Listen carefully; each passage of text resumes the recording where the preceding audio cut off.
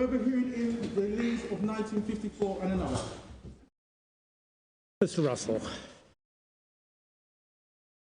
Court. My plan for today would be to finish off my analysis of the judgment at first instance. Yes. Then take you to the rules and make some comments in relation to the rules. Then I propose to take you to the key authorities that establish the principles and support our propositions document, which I hope you received earlier. I don't propose to read out those propositions. You have them. What I'll do is I'll take you to the authorities that we say support those. I'm sorry to be a complete nuisance, Mr. Russell. I've just realised I've forgotten to bring with me my laptop, which I need in order to access the papers. So that'll just be fetched. Okay. Well, if it's convenient, I'll just sort of outline the plan, and I'll Yes. wait until you're ready to go. So I'll take you to those authorities. Then I'll look at the common ground in the case, because it is important to see what has been conceded by the owners and to tie that into the case which is actually put, because it's a slightly curious feature that some points are conceded but then appear to raise their head again in argument even though they've been conceded. In the light of those concessions, I'll analyse what appears to be left of the owner's case. Then I'll look at some of the cases that they rely on. I'll deal briefly with the Travaux. I'll deal with the insurance point, and then if there's time, deal with the US law position. So as I say, if that's a convenient outline, that's the course I propose to adopt.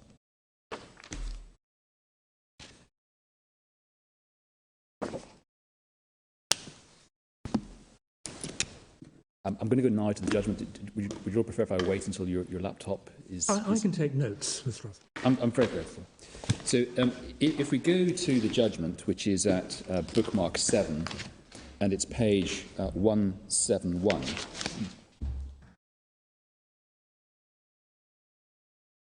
This is the section in which the judge deals with causation. And the paragraphs that I want to pick up on are at the end of paragraph 89, at the top of the page, and the start of paragraph 90. The judge says what the judge says is, my conclusion is that whether or not the master had read the notice to mariners for the voyage to Jammen, its contents were not in his mind when navigating away from Jammen.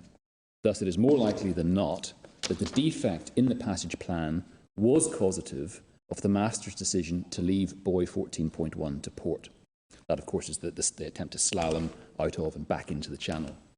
It was submitted that the master would have made the same decision as he in fact did, even if the chart or passage plan containing a warning as to charted depths. I'm unable to accept this submission. Had there been a warning on the chart about charted depths being unreliable, the master would have been, as it seems to me, most unlikely to have decided to navigate beyond the buoyed fairway to the west of buoy 14.1. And we say that the significance of this is that it explains why a defective chart or defective passage plan constitutes unseaworthiness. If you don't have a sound plan in place and a chart that is safe for use in navigation on the chart table, those defects can cause bad navigational decisions to be taken during the passage. And in our submission, it's really no different from having a faulty compass or a faulty echo sounder, when reliance on those defective navigational tools causes you to stand into danger. The defective tool in this case, the chart without the depths warning, caused the master to stand into danger because he thought he could rely on the charted depths on the chart, when in fact he couldn't safely rely on those. And the position would be the same if there was no passage plan at all. There'd be an increased risk of bad real-time navigational decisions being made in this case if there'd been no passage plan at all, because the decision to leave the channel would have been made without the benefit of the depths warning being in front of the master when he made his decision to leave the channel. And again, it would be the same if there was, in general terms, if there's a bad passage plan in place. If there's a bad plan in place, that may cause the vessel to stand into danger because the navigating officer on the bridge is following that bad plan. Mentioned I have difficulty with my bundles; they won't open. So while I've taken note of your submission, I obviously can't continue. It's operating in a way it was not operating yesterday. So. But, Milady, would it be convenient to have a short break to get that sorted out? It's obviously going to be difficult to Open the bundle, and then it won't find a page and just goes whizzes right around. Well, it sounds as though we'd better get one of our IT engineers to have a look at of course. Lady Arden's laptop. Yes. So we'll adjourn for a shorter time as is necessary. I'm grateful. Yep.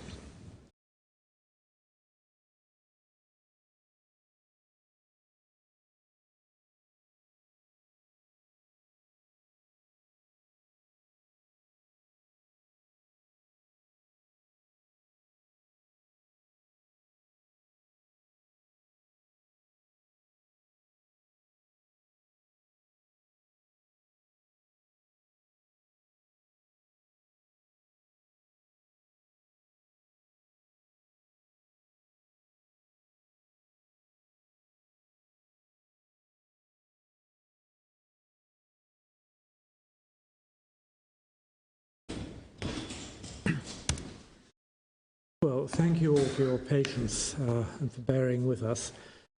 We think the problem has been sorted out, so let's carry on and see how we get on. I'm grateful. There was just one further paragraph that I wanted to look at in the judgment, and that is at page 177. It's paragraph 116. And this is after the judge has reached his conclusion based on the defective passage plan. He says at 115, in the light of that conclusion, it's unnecessary to deal with the other respects in which it was alleged that the vessel was unseaworthy. Since those allegations were the subject of evidence and submissions, I shall express my conclusion shortly. And then the next heading is notice to mariners 6274 not on board, semicolon, working chart not corrected. Then he deals with the suggestion that the notice to mariners wasn't on board, he essentially concludes that it was on board. He said that is relevant when considering what inferences can be drawn from the absence of any documentary reference to it being on board. I've also noted that account does not appear to have been taken of its terms. However, this allegation in terms of causative fault adds nothing to the allegation that there was an inadequate passage plan.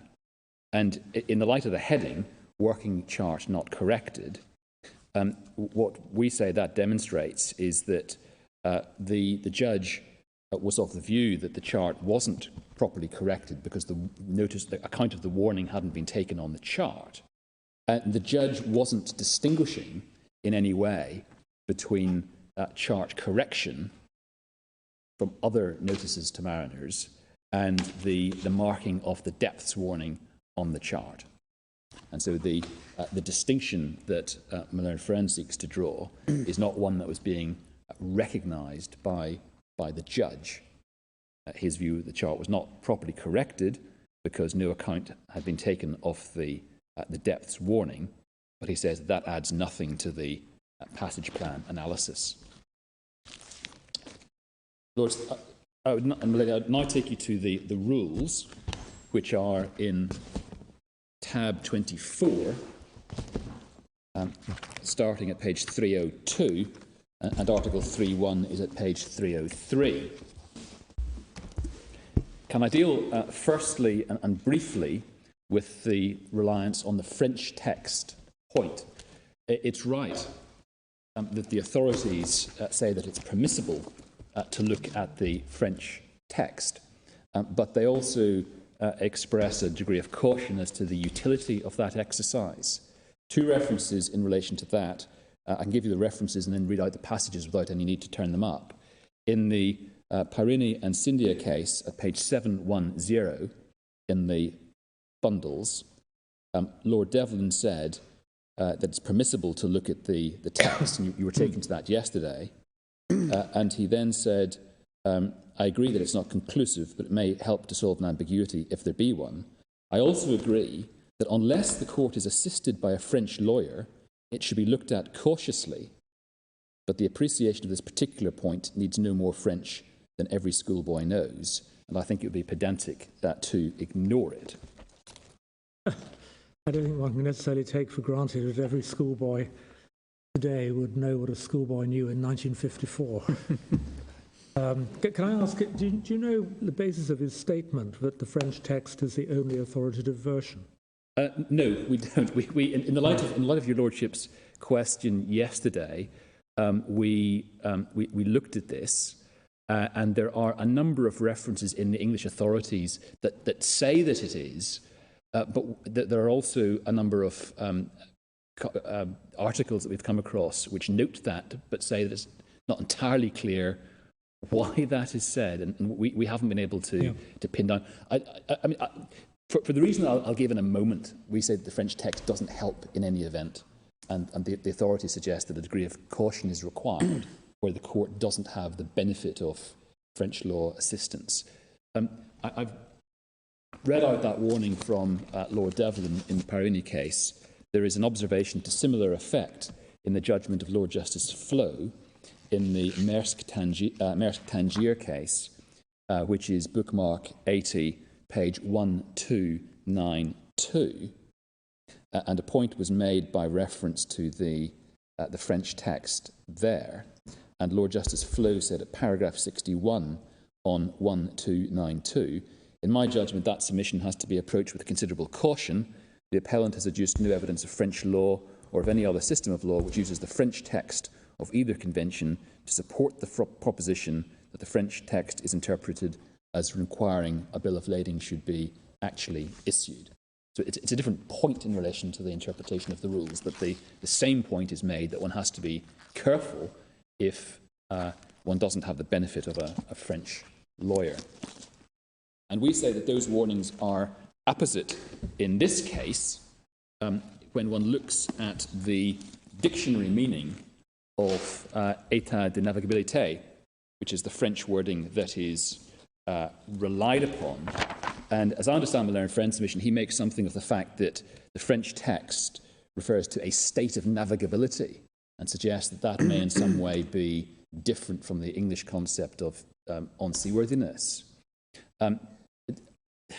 There's nothing anywhere in the Travaux or any of the authorities that suggests that the rules were intended to alter in any way the age-old meaning of unseaworthiness as a matter of English law.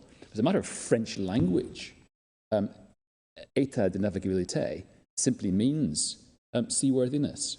We've put in an extract from the Collins-Robert dictionary, which is in bookmark 126 at page 2222, and the relevant extract is at page 2223.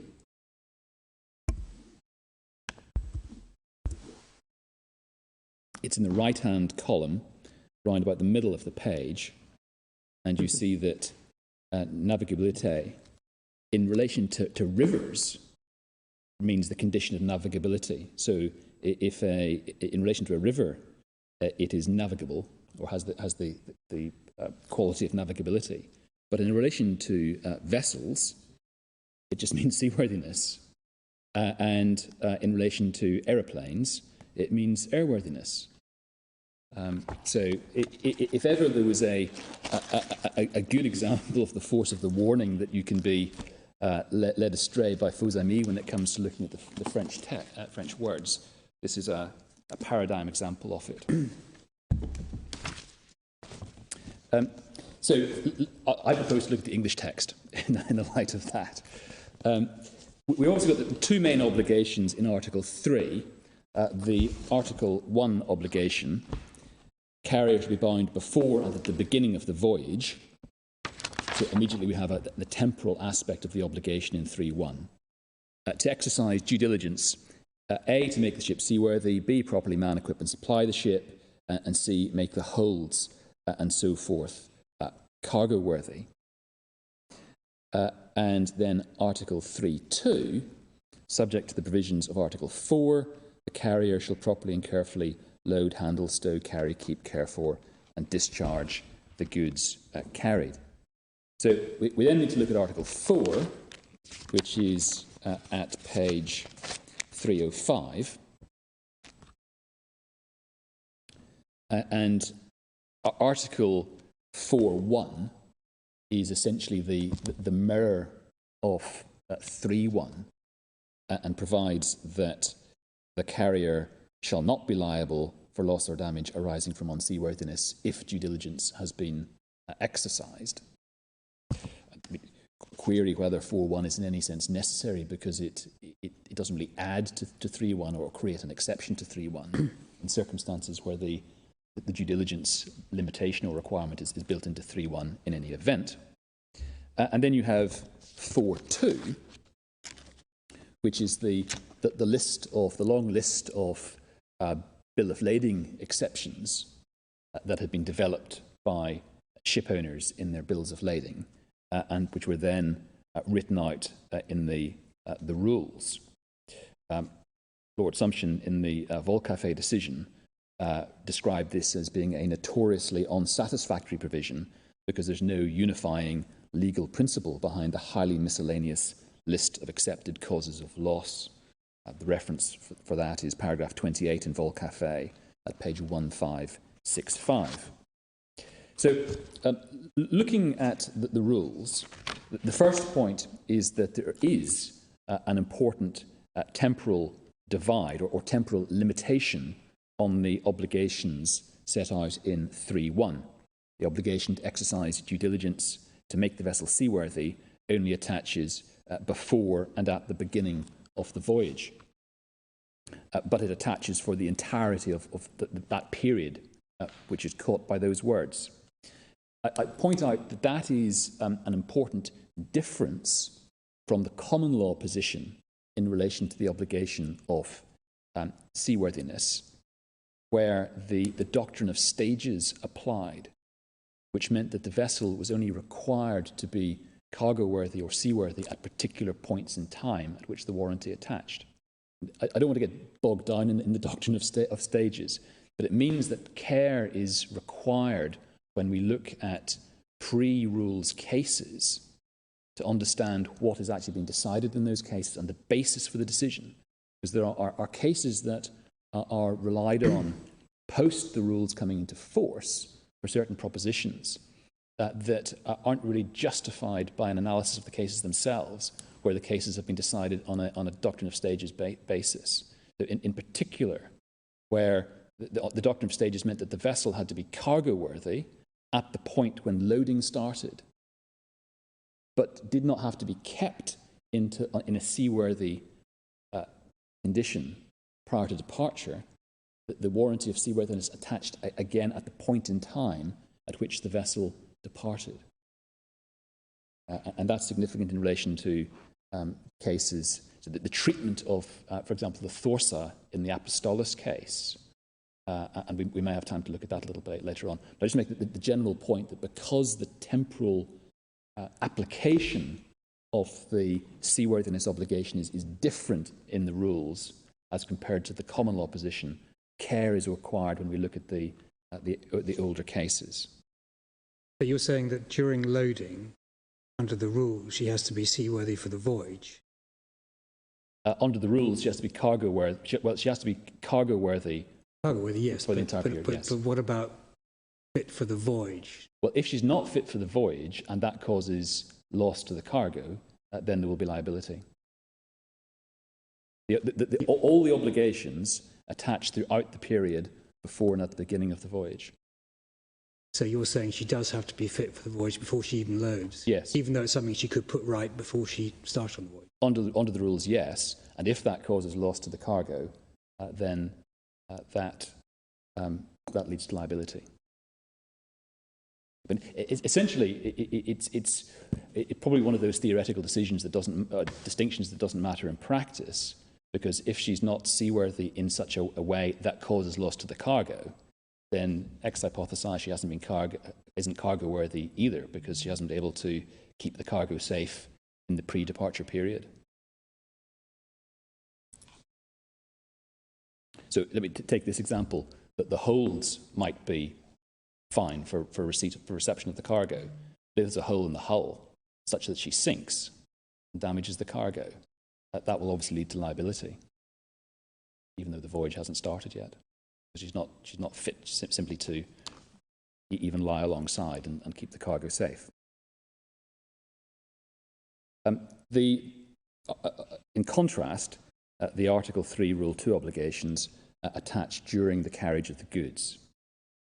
Secondly, the scope of the 3.1 obligations, clearly, on the face of the wording, it is not an obligation merely to man, equip and supply the vessel, and the carrier doesn't discharge his obligations under 3.1 by simply manning, equipping and supplying the vessel properly. There's an express obligation to exercise due diligence to make the vessel seaworthy. The words speak for themselves. And thirdly, in relation to the operation of the exceptions, the only exception, and I put that in inverted commas, to 3.1 is 4.1. And as I've already said, it's not really an exception properly so called, because it's simply the mirror image of 3.1. The nature of the obligation in relation to seaworthiness is again a change from the common law position, because at common law the obligation to make the vessel seaworthy was an absolute obligation. It operated by way of a warranty of cargo worthiness and seaworthiness. And of course, importantly, the 4.2 exceptions do not apply to excuse a breach of 3.1. They are only exceptions to 3.2. And that is, it's accepted by my learned friend, and of course it is authoritatively established by the Maxine footwear case, to which I will take you in a moment. And is this a purely judge-made limitation on the scope of the exceptions, or does it arise from some approach to the construction of the language used? It arises from the fact that the obligation in 3.2 is expressed to be subject to the provisions of Article 4. Oh, I see, whereas 3.1 isn't. Whereas 3.1 isn't, yes. And it also flows from the historical context and the travaux, because the historical context was that the bill of lading exceptions, which are reflected in 4.2, didn't exempt liability from the warranty of seaworthiness. So it comes in part from an understanding of the bespoke documentation from which these rules emerge. Exactly, and there's a really clear passage in the travaux. I mean, if it's helpful, I can take this. I'll come back to it. I don't understand it to be contentious, so it's really just filling gaps in my own understanding. There's a passage in the travaux which I'll come back to later, in which one of the delegates says, just looking at the wording of 3 and 4, do the exceptions? Well, I think there's a twofold question. Does the obligation to exercise due diligence to make the vessel seaworthy continue throughout the voyage, and is it qualified by the exceptions? And the answers to those questions are clearly no. The obligation to exercise due diligence is limited in time, and the exceptions do not apply to the obligation to exercise due diligence to make the vessel seaworthy. Now, at common law, because the warranty was absolute, the question of whether the vessel was seaworthy or not, whether it was a breach of the warranty, was a binary decision. Either the vessel was seaworthy or she wasn't, and it was irrelevant how or why she came to be unseaworthy. And in my submission, in relation to the question of seaworthiness itself, there is no change from the pre-rules position to the rules position. The how and the why is now relevant because the obligation is only one of due diligence, but it is not relevant to the anterior question of whether the vessel is seaworthy or not. And there's nothing in the Travaux, the rules themselves, nothing in any of the English or Commonwealth cases to suggest that the position has changed. And crucially, and again this is common ground, the obligation to exercise due diligence is non-delegable. It doesn't matter to whom the carrier has delegated the tasks of making the vessel seaworthy, be it the master, navigating officer, chief engineer, crew, third-party contractors, specialist third-party contractors. Specialists brought in because the relevant task fell out with the carrier's competence. None of that matters, as the Muncaster Castle establishes authoritatively. Again, I'll take you to that in a moment. The obligation to exercise due diligence to make the vessel seaworthy is non-delegable. And really, those two cases, Maxine Footwear case, Privy Council case, and Muncaster Castle, House of Lords case, are determinative of this appeal in Cargo's favour and fatal to the owner's case. That is what, in my submission, the learned judge meant when he said that his judgment was simply the application of well-established principles to a novel factual situation when he refused permission to appeal. And it is what Lord Justice Mayles meant in the Court of Appeal when he said the same thing. And it is reflected in the way in which the decision has been treated in the leading textbooks.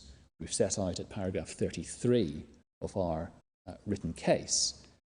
None of the textbooks in which new editions have been published since either the first instance decision or the Court of Appeal suggest that in any way this decision is novel or unusual or upsets the balance between owners and cargo, or does anything other than reaffirm existing principles. And as I say, we've set out the references in I think it's paragraph 33 of our case. Now, it is obviously, the rules are a result of agreement reached in 1924. In relation to the historical point that Lady Arden raised yesterday, what, as a matter of fact, is required for a vessel to be seaworthy changes from time to time. That's pointed out expressly by Mr. Justice Cresswell in the Eurasian Dream in paragraph 127, which is at page 1033, in which he said seaworthiness must be judged against the standards and practices of the industry at the relevant time, at least so long as those standards and practices are reasonable. The caveat is that it's not good enough for the industry to work to a standard that is inadequate. And that passage is cited in most of the textbooks. Now, this case, in fact, provides a good example of how standards change and how factually what is required to make a vessel seaworthy changes. Because this casualty took place during the process of transition to ECDIS navigation, electronic navigation. This vessel at the time was seaworthy, navigating from paper charts. Today, the vessel, in exactly the same state that she was in 2011, would not be seaworthy because now she would be required to have an ECDIS system and electronic navigational charts as the system. And that is something to which insurers have to react. Yes. Respond. Yes, exactly. I mean, from the insurance perspective, the balance is set out by the rules. The framework is set out by the rules. there are some instances of cargo damage, as Lord Leggett pointed out yesterday, that P&I clubs have to insure against. They bear the risk. Any loss to cargo that is caused by unseaworthiness is a matter which is covered by the P&I insurers. Similarly, GA expenses, which are incurred by owners in a casualty which has been caused by unseaworthiness, are for the P&I club's account. So that framework is set out in the rules. What factually has to be done in any given case to fall on the right side of the unseaworthiness line and the due diligence line changes with time, but that doesn't alter the construction or interpretation of the rules themselves. Because it's a dynamic word, it's going to alter as conditions. Absolutely. Seaworthiness. Yes, absolutely. And your Lordship asked in relation to passage planning. You know, the requirements for passage planning now are very, very different indeed from the way the world was in 1924. But that doesn't mean that if a vessel is unseaworthy because there's no proper passage plan, the interpretation of the rules has to be changed in any way, or the application of the non-delegability principle has to be changed in any way. What perhaps makes for controversy is the fact that actually for the ship owner to check that the passage plan has been updated may be very difficult, and therefore may make the insurance very expensive. Well, with respect, there are all sorts of matters that are very difficult for the ship owner himself to check. And it's the consequence of the non-delegability principle that the carrier undoubtedly bears the responsibility for matters that he can't check. And that was the controversy that was caused by the Muncaster Castle decision, where the carrier was held liable for the negligence of the employee of a specialist contractor that the carrier had reasonably employed. And there was in the conferences before the Hague-Visby rules were brought in, there was a significant attempt by the ship-owning interests to effectively have a statutory reversal of Muncaster Castle in the rules, because the delegates acting on behalf of ship-owning interests said, "Well, this isn't fair. I mean, how can we? It's not like if we've reasonably employed a specialist because the work that needs to be done is outside our area of competence, why we should be liable for that." But that attempt failed, and there's been no material change in the Hague-Visby rules. There's no difference in quality, in my submission, between the difficulties that the carrier has in checking a passage plan as compared to the difficulty that a carrier has in checking that the ship's carpenter has properly screwed down the portholes, or checking that the engineer has measured the crank web bearing deflections properly. It's a feature of the balance that has been struck. The obligation to exercise due diligence is non-delegable. I suppose higher standards of safety may make the obligation of seaworthiness more onerous, but hopefully they should also reduce the losses that insurers have to pay on. Exactly. Well, exactly. We shipping lawyers live in fear of the day when standards are so high that there are no casualties. Luckily, the more technology seems to come in, the more scope there is for new kinds of problems. And standards, the nature of the issues change, because now you have cases where, for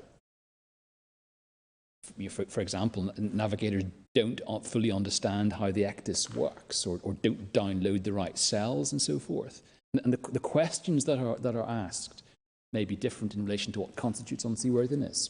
For example, is it necessary to have downloaded all the cells for your electronic charts before the voyage commences, in circumstances where you can download them as you go along? So that the factual questions change, but the structure and allocation of responsibility under the rules doesn't change. But that is an illuminating example on this question, whether the navigability only the navigability exception, that can only apply once the vessel is left. There must be some decisions which are made by the master in port which are not within seaworthiness. If he gets it wrong, certainly. Yes, there may be decisions that are made that don't affect seaworthiness in the sense that they wouldn't prevent the reasonably prudent owner allowing the vessel to go to sea. That's going to be a question of fact. There may be decisions that don't impact in terms of cargo damage. So the aquacharm is an example of a decision that was made pre-departure, which didn't result in the vessel being unseaworthy because there was no risk to cargo, just a need to lighten. But if on departure the vessel is unseaworthy and due diligence has been exercised, then it's common ground that the fact that the matter that led to the unseaworthiness was a navigational or managerial decision is of no consequence. But you can take navigation decisions in port.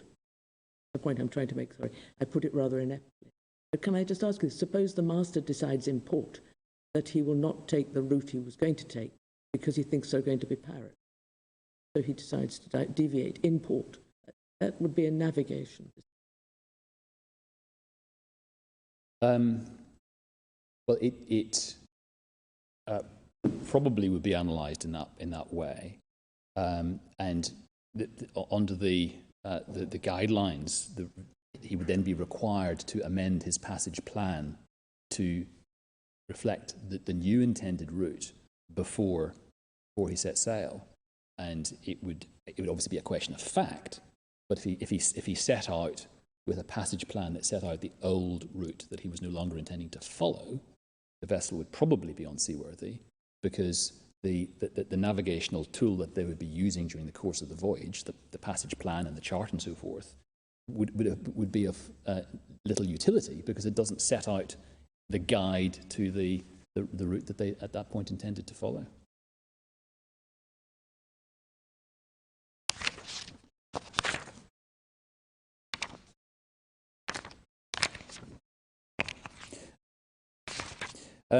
So that's what I wanted to say in relation to the rules themselves. Now, you have, I hope, our propositions document. As I said, I don't want to take up time by reading through those propositions. What I'm going to do is take you to some of the important authorities that establish those propositions. Just while we're on your proposition, so what is your definition of seaworthiness? It is simply where there is a state of affairs exists in relation to the vessel such that the reasonably prudent owner would not allow the vessel to go to sea for so long as that state of affairs pertains. There's a defect that has to be remedied before the prudent owner will allow the vessel to go to sea. Right, but as we see from the aquacharm, the prudent owner test isn't necessarily always the answer. It's be a relevant defect, mustn't it? Well, so in that case, there was no defect that created any lack of safety or any risk to either the vessel or the cargo, and it didn't prevent the contractual performance of the voyage. All that was required was that the vessel was required to lighten, and the charterers were required to pay the costs of the lightening. So, I mean, the aquacharm is obviously it's a charter party case rather than a damage to cargo case, and so it's a slightly different species of case. The question is there a defect which poses any risk to the cargo or the ship? Is that the criterion? Whether the state of affairs that creates any risk? Which creates any risk to the cargo or the ship, or prevents the fulfilment of the contractual obligation. So if you go back to the document cases, such as Levy and Costerton, where because a document is missing, the vessel is unable to perform the contractual service. Is your lawful?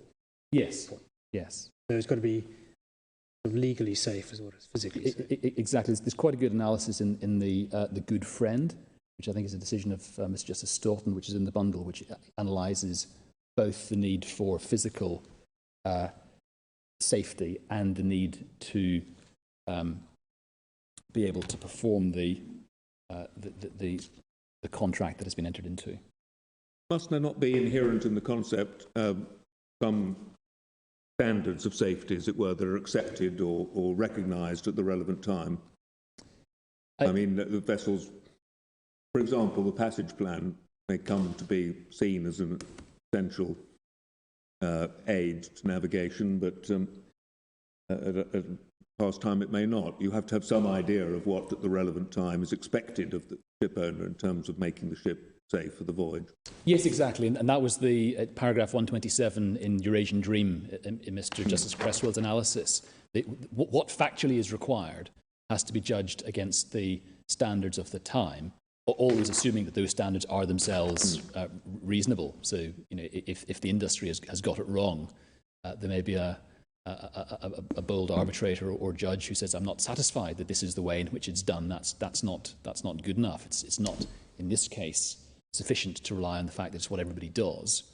Standards have got to be higher than that. But that comes in the prudent donor test, doesn't it? It does, exactly. Because it's not enough to do what all other owners do if objectively the court decides that that is imprudent. That's what the prudent owner will do. It's not the average owner. It's a hypothetical prudent owner. So the first case that I wish to take the court to is the Rossmore. It's DeBell and Rossmore, which is at bookmark 32, page 357.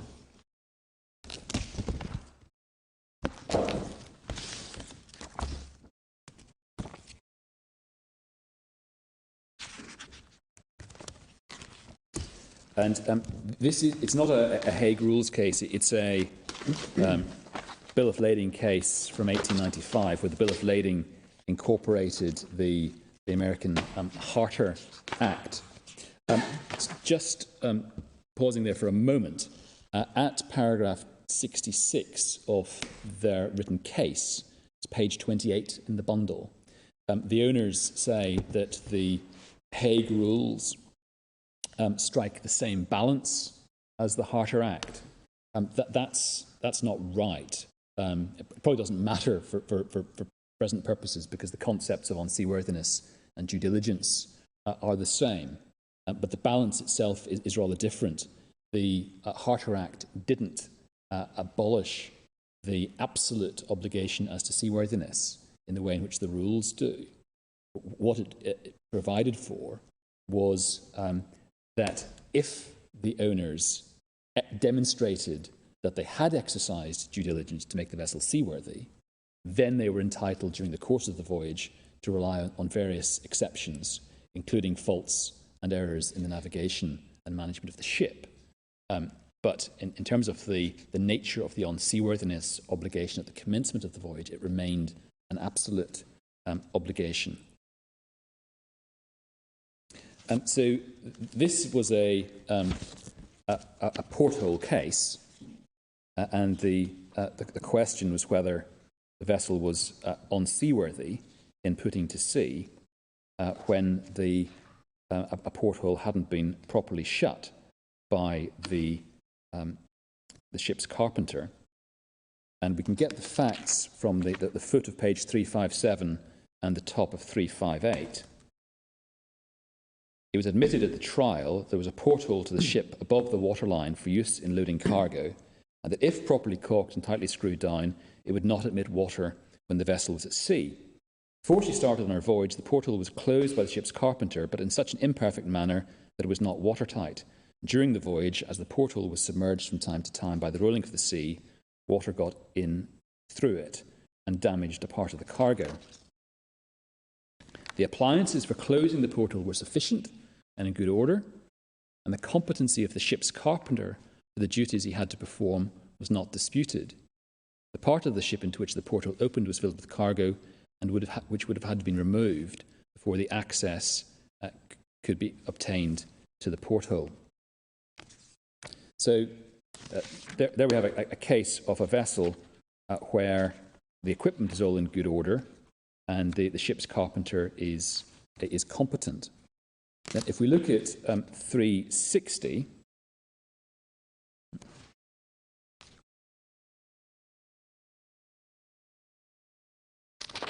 this is the argument made on behalf of the owners.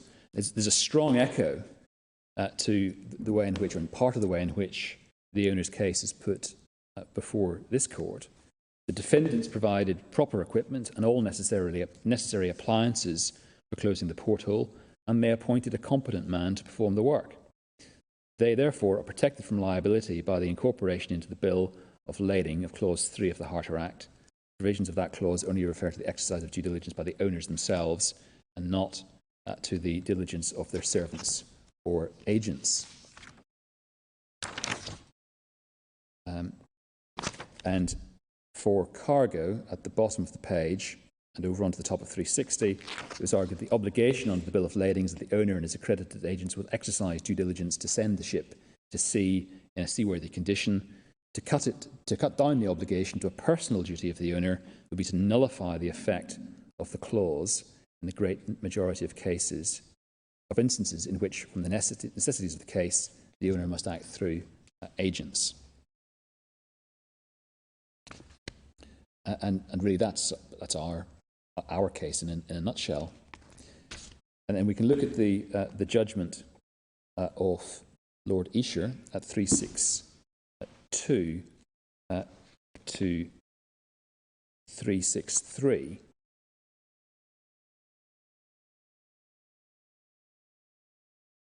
And he holds in the middle of the page that the exceptions don't apply if due diligence hasn't been exercised. If he does not do that, that's exercise due diligence, the exceptions in his favour do not take effect.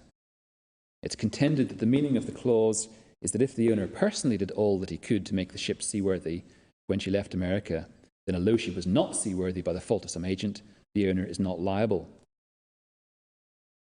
And skipping over a few lines, about 10 lines up from the bottom, he says, "It's obvious to my mind, from a consideration of the facts of this case, that the words of the third section, which limit the owner's liability if he shall exercise due diligence to make the ship in all respects seaworthy, must mean that this is to be done by the owner by himself or the agents whom he employs to see to the seaworthiness of the ship before she starts out of that port."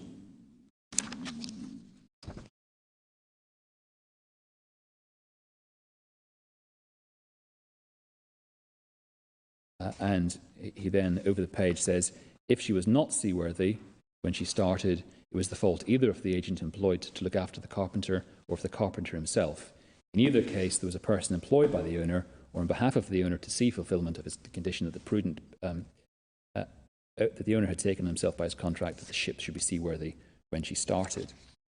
And then he held that the vessel wasn't seaworthy as a matter of fact, because it would be difficult to check and close properly the porthole during the course of the voyage.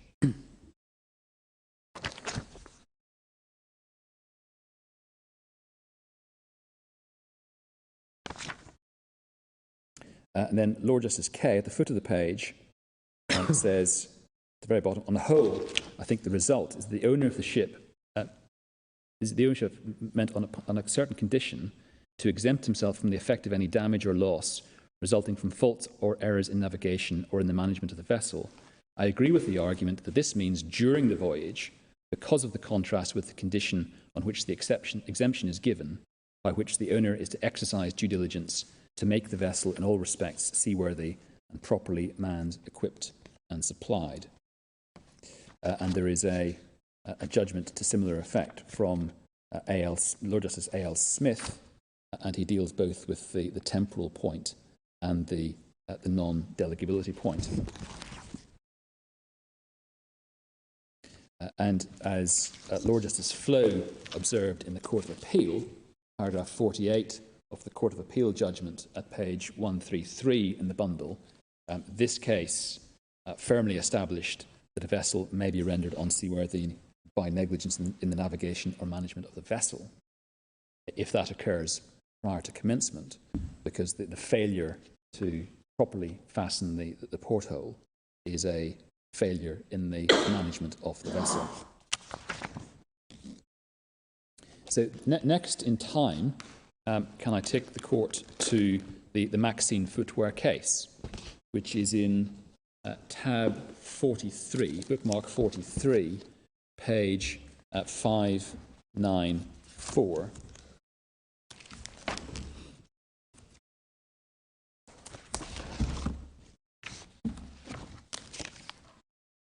And the judgment of the Privy Council in this case also reflects the non-delegability principle, but establishes firmly and authoritatively the principle that the exceptions under the Hague Rules in 4.2 are inapplicable to a breach of 3.1, and that 3.1 is an overriding obligation. And it also establishes that the old doctrine of stages doesn't apply under the Hague Rules. The appeal in the Privy Council was a successful appeal by cargo interests. The relevant facts are shortly stated at page 598. If one goes to 598 and looks at the paragraph towards the top of the page, starting on the morning of Friday. On the morning of Friday, it was found that 3 scupper pipes passing through number 3 hold and discharging from the bath, toilet and galley sink were blocked by ice at the point at which they met the ship's side. The master instructed one of the officers to have those pipes thawed out. That work was done between 3 and 4 p.m. on Friday by an employee of a Halifax firm who used an acetylene torch. There was cork insulation around the pipes.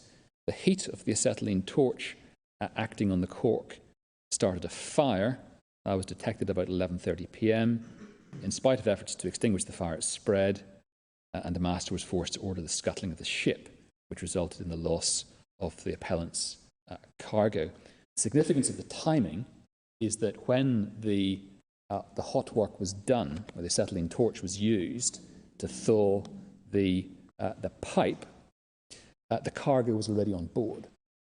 And one of the arguments that was run by the owners was that because the vessel had been cargo worthy when the cargo was put on board, applying a doctrine of stages, there was no breach of warranty at that point, and that the fire occurred during, if you like, the interregnum period between the contract, the warranty of cargo worthiness attaching as the cargo was put on board, and then the later obligation of seaworthiness on departure. And if we look at the argument at 601,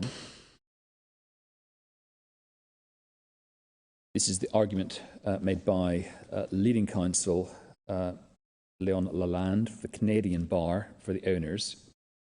We can see that the owners sought to rely on both 4.2a and 4.2b, so both the negligence in navigation and management of the vessel and also the fire exception. You see reference to both of those exemptions about 6 or 7 lines up from the bottom of the page. And that is also reflected in Junior Counsel's argument at page 602.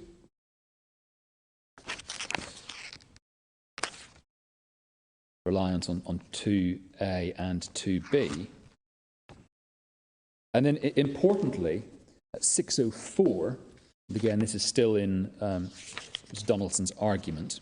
One looks at the foot of 604, there was a category-based argument based on the fire exception. This is lastly, Proposition 9 is that Article 4, Rule 2b protects the respondents at all events when, as in this case, unseaworthiness does not exist apart from fire.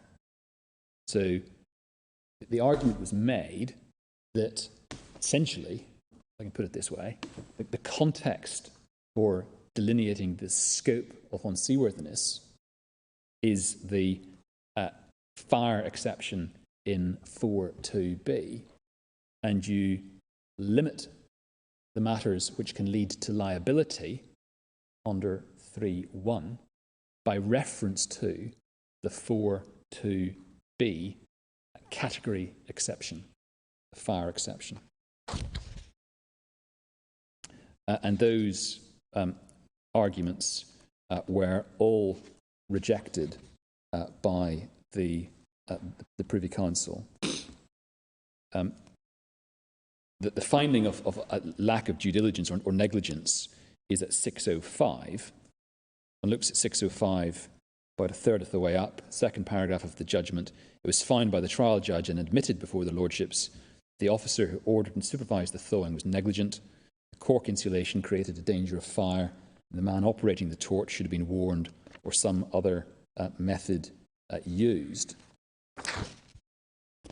And in relation to non-delegability, the Canadian Supreme Court, this is at the bottom of 606, the Canadian Supreme Court, with Mr. Justice Cartwright dissenting, had held that due diligence only needed to be exercised by the owners personally or by those acting for them in a managerial capacity, and that was rejected by reference on the middle of 607 both to Patterson steamships and the Rossmore that we've looked at, and just below the middle of the page Lord Somerville says the failure to exercise due diligence by the fourth officer was therefore, if the matter became relevant, a failure to exercise due diligence by the carrier within Article 3, Rule 1. On this point, the Lordships agreed with the dissenting judgment of Mr. Justice Cartwright. And of course, there's no suggestion that the fourth officer and the crewman himself didn't have all the necessary tools to do the job, or that they were incompetent in any way. So, notwithstanding the fact that the owners had competently manned and crewed the vessel and provided it with all the necessary equipment, nonetheless they are liable for the negligence of in this case, the fourth officer. And then at 607, at the foot of 607, Lord Somerville deals with what we might term the category-based argument.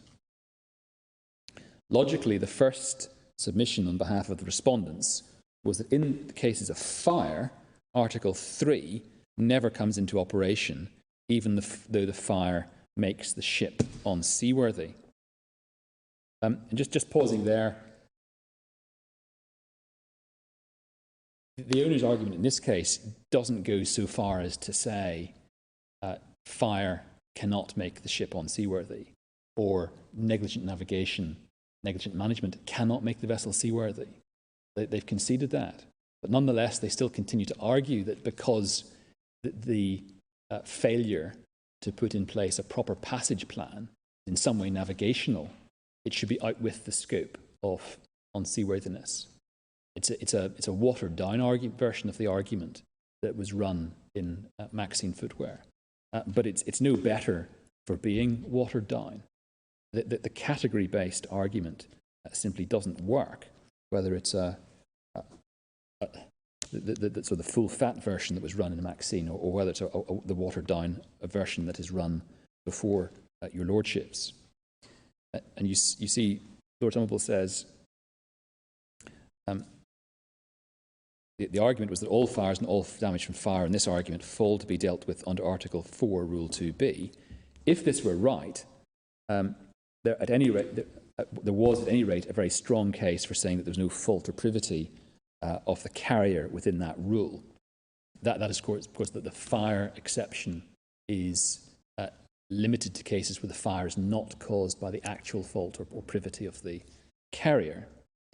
And then he says, crucially, in their Lordship's opinion, the point fails. Article 3, Rule 1 is an overriding obligation. It's not fulfilled, and the non-fulfillment causes the damage. If it's not fulfilled, and the non-fulfillment causes the damage, the immunities of Article 4 cannot be relied on. This is the natural construction, apart from the opening words of 3, Rule 2. And this is the point on the wording that I made to my Lord Briggs. The fact that the rule is made subject to the provisions of Article 4 and Rule 1 is not so conditioned, makes the point clear beyond argument.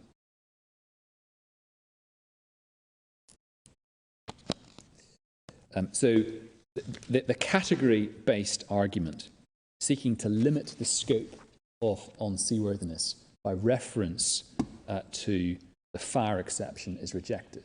And there's absolutely no reason why a similar category-based argument relating to 2A should be treated any differently from the category-based argument relating to 2B. There's no difference in treatment in the rules between the 2A, negligence in navigation and management exception, and the 2B, fire exception.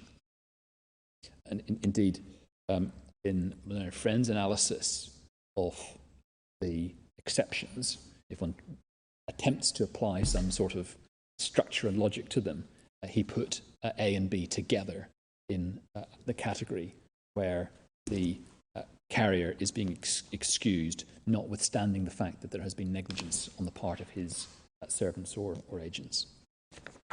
And the court then went on to reject the application of the doctrine of stages under the Hague Rules, which was of crucial importance in that case because of the fact that the cargo had been put on board before the fire. But I don't need to take you to that. So, as I say, the three key principles: non-delegability, number one; number two, the fact that the exceptions don't apply to 3.2 liability; and number three, doctrine of stages not applicable, are all established by Maxine. It's cited in all the textbooks and numerous other cases. There's this slightly odd reference in the judgment of Lord Justice Phillips in the Apostolus, where he says that he's always found it a difficult case. But apart from that single reference, there's no other criticism that we have been able to find anywhere of the decision in Maxine. And as I say, it's cited in countless cases as being a representation of the law. So I said earlier that Maxine is one of the two cases that really is dispositive of this appeal in cargo owners' favour. The second is Lancaster Castle, and that is at bookmark 84, page 1371.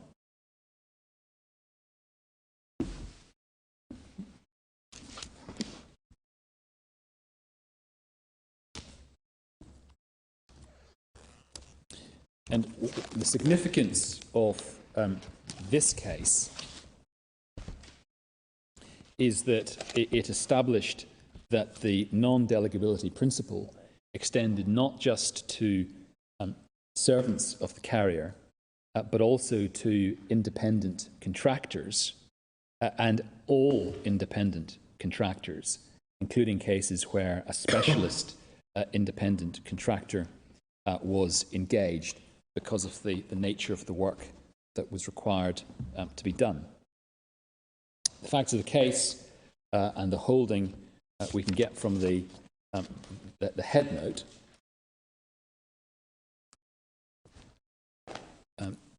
Picking up about 10 lines down, it's a case in which cases of tinned goods were shipped under bills of lading which incorporated the Australian version of the Hague Rules. When the goods were discharged, most of the cases were found damaged by seawater, which had entered the hold through defective inspection covers to storm valves. And we see that they'd been opened up for an inspection. For this purpose, the marine superintendent employed by the respondents' agents instructed a reputable firm of ship repairers to open up all the storm valves and inspection covers. After the inspection, a fitter employed by the repairers closed each inspection cover and secured it with nuts, but it wasn't done properly is the problem. Once the nuts had been hardened up, no visual inspection could detect any unevenness in the cover for the position. No seawater entered during the outward voyage. The presence of the water found in the hold on the unloading was due to the negligence of the fitter, who failed to secure the nuts sufficiently, with the result that they were loosened by the working of the ship in rough weather. No negligence on the part of anyone but the fitter. So again, obviously a ship that has been properly manned by the owners, no suggestion there was any deficiency in her equipment or supplies or anything of that nature, but the owners are liable for the negligence on the part of the individual fitter employed by the specialist repairers engaged, reputable firm, engaged to open up and then tighten the inspection covers. And the holding summarises it nicely. The respondents, the carriers, had not discharged the burden of proving that they had exercised due diligence to make the ship seaworthy, since the ship owner is not safeguarded by the fact that the negligence in repairing the ship is that of an independent contractor. The obligation imposed on the ship owner in the work of repair is one of due diligence by whomsoever it may be done, even when the work delegated to the independent contractor calls for technical or special knowledge or experience, and the negligence was not apparent to the ship owner. And I would add, even when the work delegated to the servant calls for special navigational knowledge and skills. When the ship owner puts the ship into the hands of a third party for repair, same considerations do not apply as in a case where a ship is built for him or newly comes into his hands by purchase. That's the Anglis decision, and this is the origin of the orbit exception to the due diligence obligation. The vessel is unseaworthy. If a vessel is unseaworthy because of negligence on the part of the ship builders before the vessel comes into the owner's orbit, the ship owner or the carrier is not liable for that negligence. And so there is a temporal orbit limitation under 3.1, obviously of no application in this case, where the negligence of the master takes place when he's employed by the carrier and while the vessel is in service with the carrier.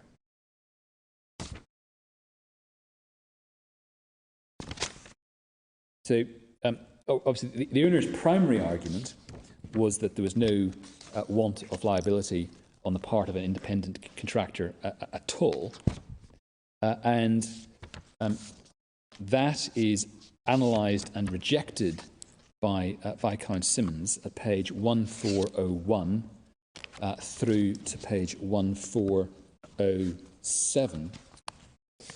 And obviously it's quite a lengthy passage, which I would invite your lordships to read in due course. He refers at 1401 to the Rossmore that we've just looked at, and that then at page 1403 he refers to the case of Smith, Hogg and Blacksea and Baltic Insurance. And it's perhaps just looking at the citation from that case at the bottom 10 lines of 1403.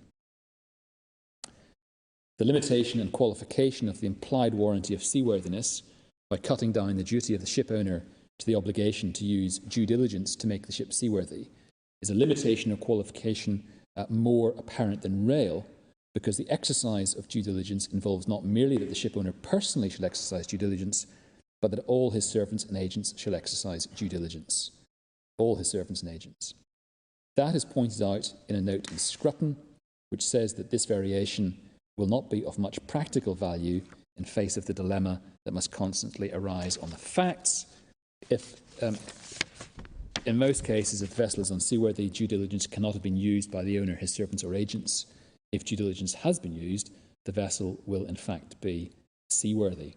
And essentially, it's likely to be only latent defects that are excused.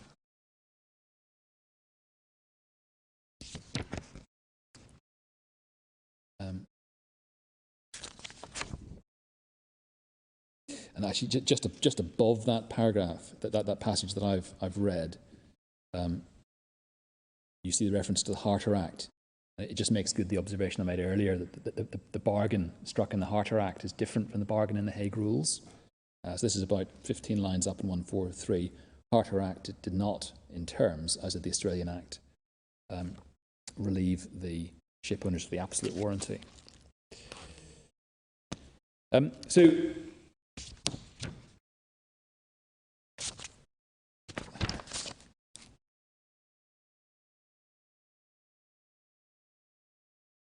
we then reach the, we see a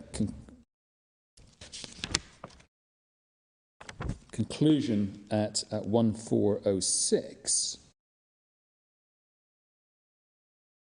In the middle of the page on 1406, Viscount Simmons says that the ship owner is not safeguarded by the fact that the negligence is that of an independent contractor is endorsed by Patterson Steamships, where Lord Roach, in delivering the judgment of the Privy Council, held that a carrier was liable for the failure of a compass adjuster to exercise due diligence. As the Court of Appeal recognised in its judgment in the case under appeal, a compass adjuster can fairly be regarded as belonging to the category of independent contractor. And that Patterson Steamships case is the Thordock case that we've also referred to in our written case as a good example of negligence in relation to a navigational matter, the adjustment of the compass, and the masters verifying the compass adjuster's work, leading to unseaworthiness in the vessel. So the general proposition that there is no liability for the negligence of independent contractors is rejected.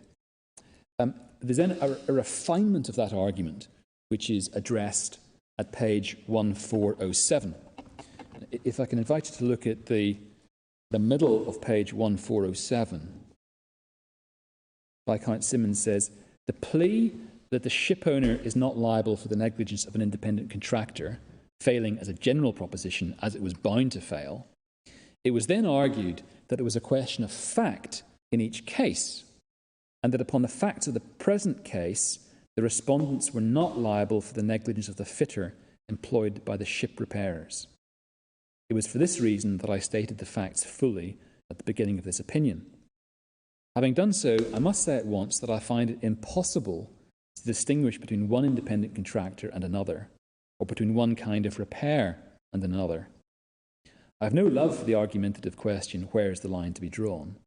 But it would be an impossible task for the court to examine the facts of each case and determine whether the negligence of the independent contractor should be imputed to the ship owner. I do not know what criterion or criteria should be used, nor were any suggested. And then he goes on to consider examples. Take the case of repair. Is there to be one result if the necessary repair is slight, another is it extensive, and so forth.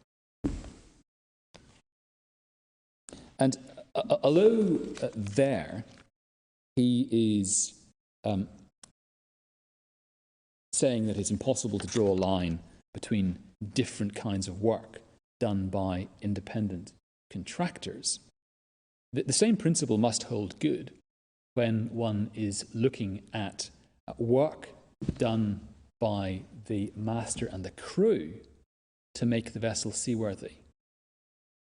There is no basis, just as there's no basis for drawing lines between different kinds of work done by independent contractors, there is no basis for drawing lines between different kinds of work done by the master and crew to make the vessel seaworthy. it's, as I say, accepted by the owners in this case that negligent navigation, negligent management can lead to unseaworthiness, and indeed accepted that negligent navigational decisions can lead to unseaworthiness. And there's no principal basis for trying to carve out some kinds of navigational errors on the part of the master and crew, or some kinds of managerial errors on the part of the master and crew, and say those do not or cannot lead to unseaworthiness.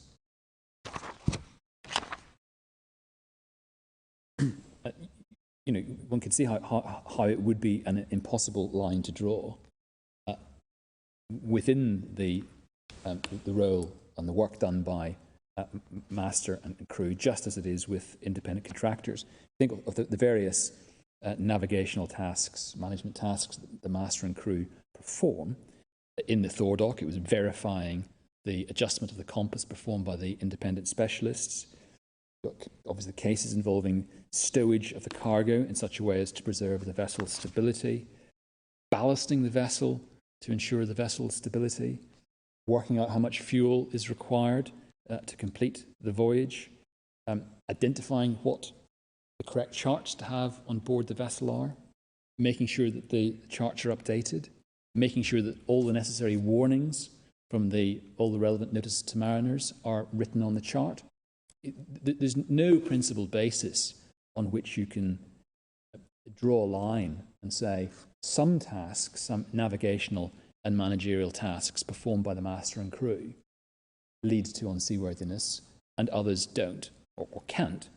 It's simply a question to be determined on the facts of each case by an application of the prudent owner test. If a defective chart missing a crucial warning renders a vessel unseaworthy, it makes no difference that that is in some sense a navigational task and requires a degree of navigational skill and judgment as to how it is to be done.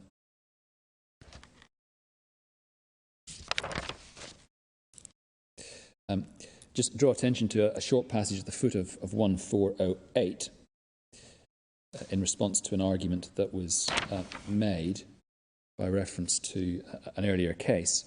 And Viscount Simmons observes that under the Act, the obligation imposed by the Act is not to exercise due diligence to provide a seaworthy ship, but to make the ship seaworthy. And we've seen that from the rules themselves. And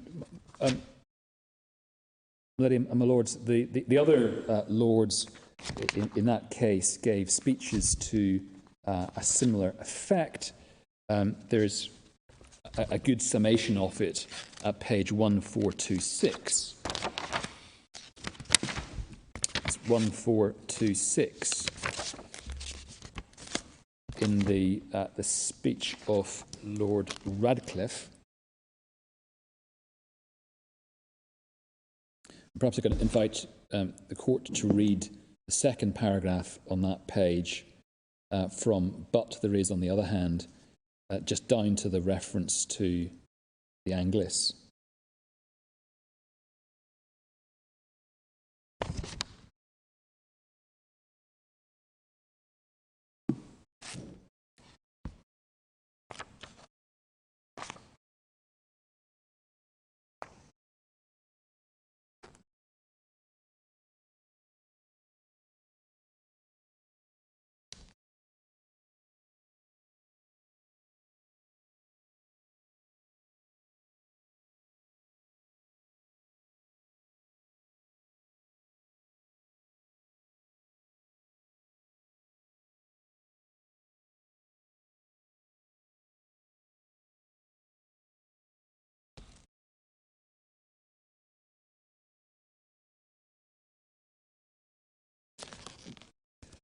Lord, there are just two further very short passages that deal specifically with a vicarious liability argument.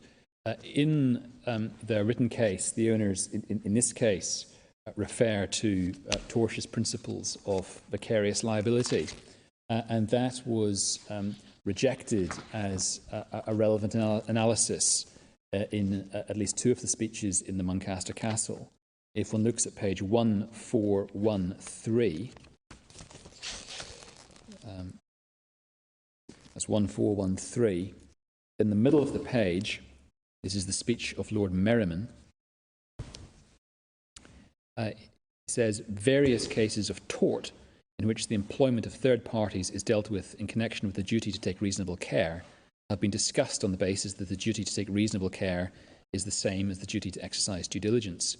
Much depends, however, on the context in which the duty is postulated. I'm not convinced that cases of tort, based on the relationship of master and servant, invitor and invitee, and the like, afford a sufficient basis for construing words embodied by statute in a bill of lading, the interpretation of which has been the subject of a long series of decisions. And similarly, at page 1435,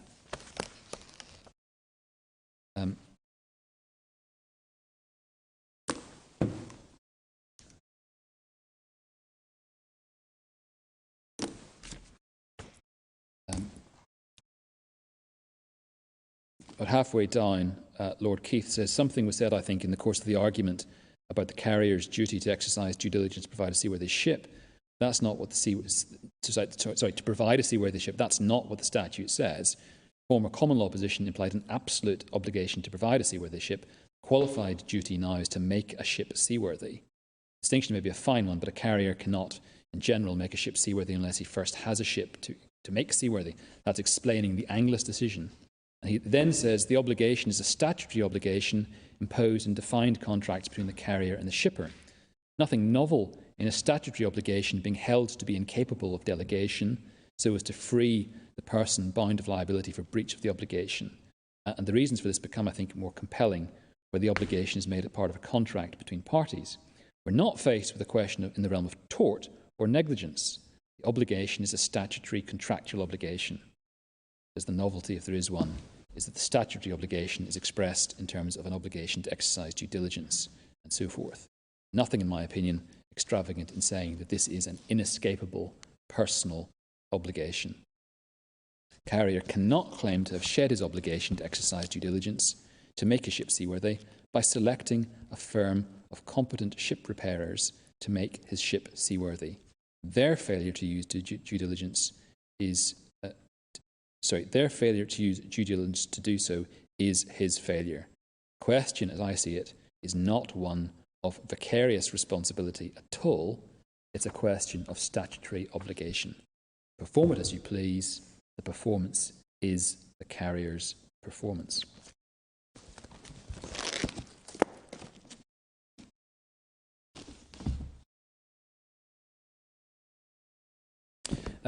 So that is the Muncaster Castle. The next case I wanted to look at is the Aquacharm in the Court of Appeal, which is at bookmark 59, page 919.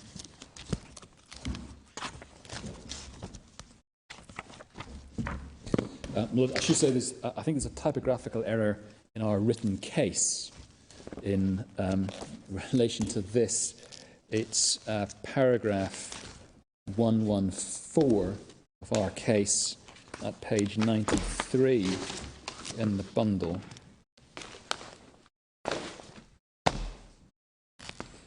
And it's the missing knot problem. The vessel was not unseaworthy on the facts. When you go through the written cases many times, as one does in preparing for appeals to this court, one gets a certain snow blindness to typos of that nature. So you've been taken to this case already. The charterers ordered the vessel to load an amount of coal as would allow the vessel to transit the Panama Canal, and the master miscalculated and loaded too much, so that she had to lighten to transit Panama. and the Charter Party incorporated the Hague Rules. And the first argument, and basically the question was who had to pay for the consequences of the master loading too much cargo.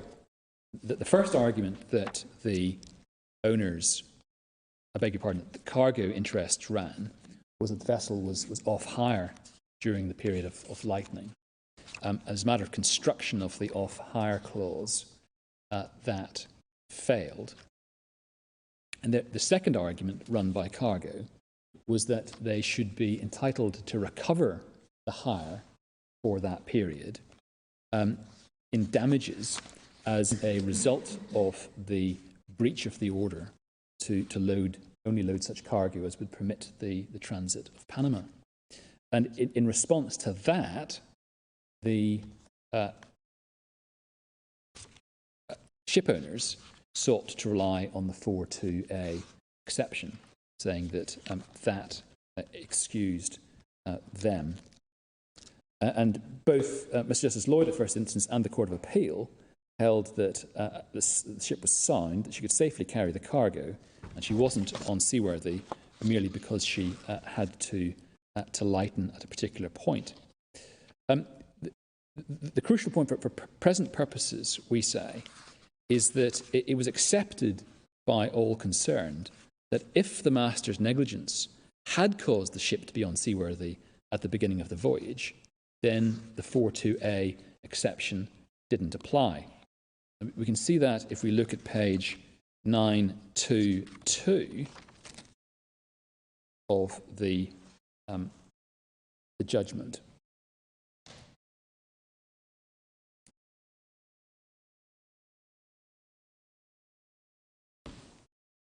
At letter F, under the heading "The Master's Fault," Lord Denning says, "Seeing that the cause of all the trouble was the master's fault in overloading the vessel, the question is whether the charterers can recover damages from the owners, such damages being the hire they have to pay to the owners for nearly 9 days. The answer depends on whether the vessel was seaworthy or not when she left Baltimore for her trip through the Panama Canal to Japan. If she was unseaworthy, the ship owners would be liable. They would not be able to prove that they exercised due diligence. The ship owners would be liable under Articles 3.1a and 4 of the Hague Rules. If she was seaworthy, the ship owners would not be liable. They would be exempted from liability by reason of 4.2a because the loss arose from the neglect of the master in the management of the ship." And so it's reiterating the point that the acts of management can lead to unseaworthiness and will result in liability under 3.1 if they do lead to unseaworthiness.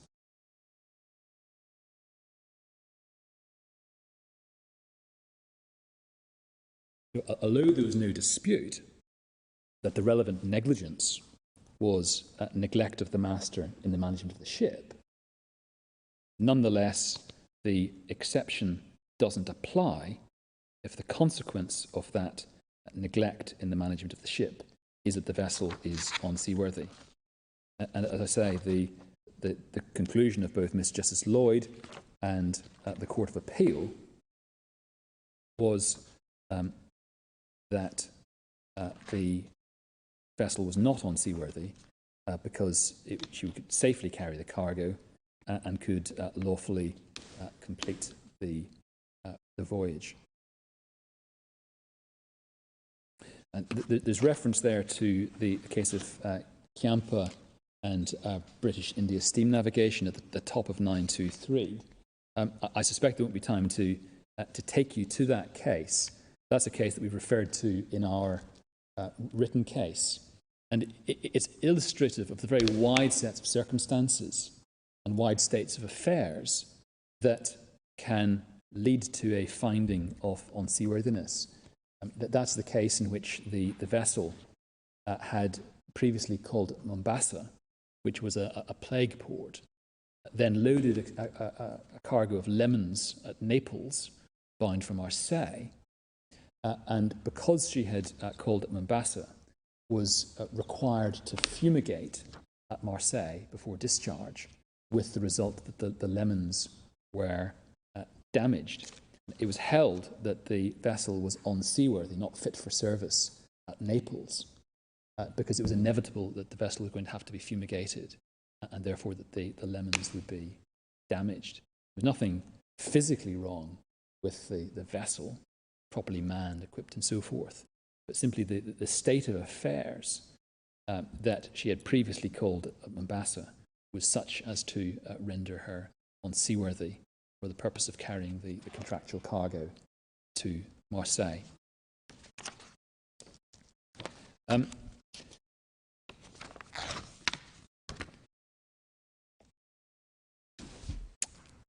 We may need to come back to this case in relation to the supposed attributes threshold argument. It's perhaps just convenient to look at what Lord Justice Shaw said while we're here. That may obviate the need to come back to it later. It's at page 926 in the bundle.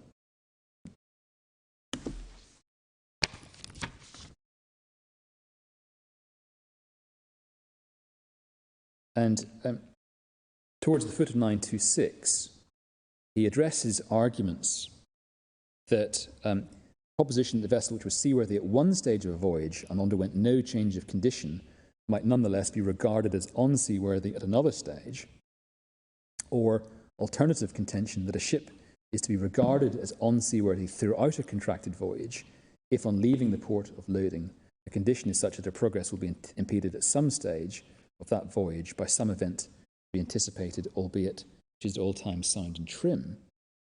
And he said, while these submissions appear superficially tenable, they cannot survive critical examination. Seaworthiness connotes an inherent quality of which the unit comprising vessel and cargo is invested. So long as that unit maintains a constant character, that quality remains inherent to it. External factors cannot influence or affect the innate attribute of seaworthiness.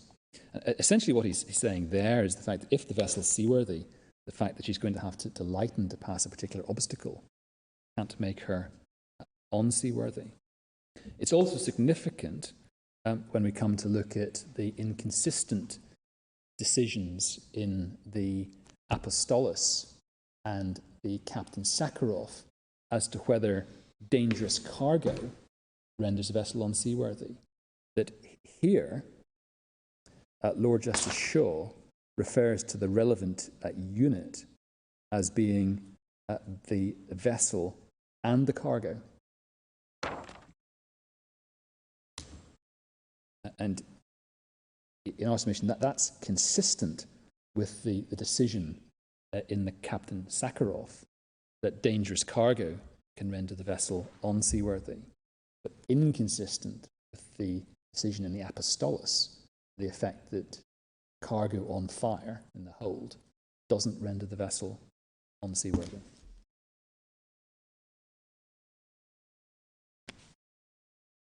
If the relevant unit is the vessel and cargo, if the cargo puts the enterprise at risk, then there's no reason why the vessel shouldn't be unseaworthy as a consequence of that. So that's the Aquacharm. The next case to look at is the Captain Sakharov, which is at bookmark 75.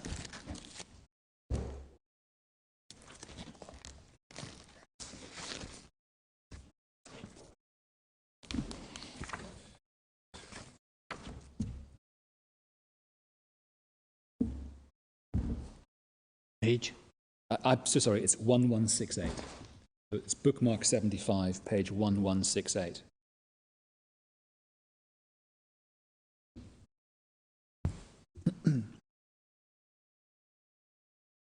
And the facts of this case are slightly involved. It was a fairly unlucky venture in the sense that there were two containers of dangerous cargo on board. There was a cargo on deck, an undeclared dangerous cargo, which was probably calcium hypochlorite, I think I'm right in saying. And then below deck, there was a cargo containing isopentane.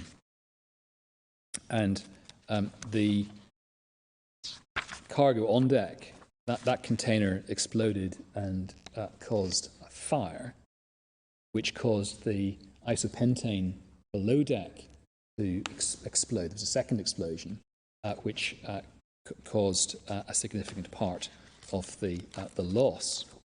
And one of the arguments was whether the carrier was responsible for all of the losses, or whether they were only liable for the losses caused by the second explosion of the isopentane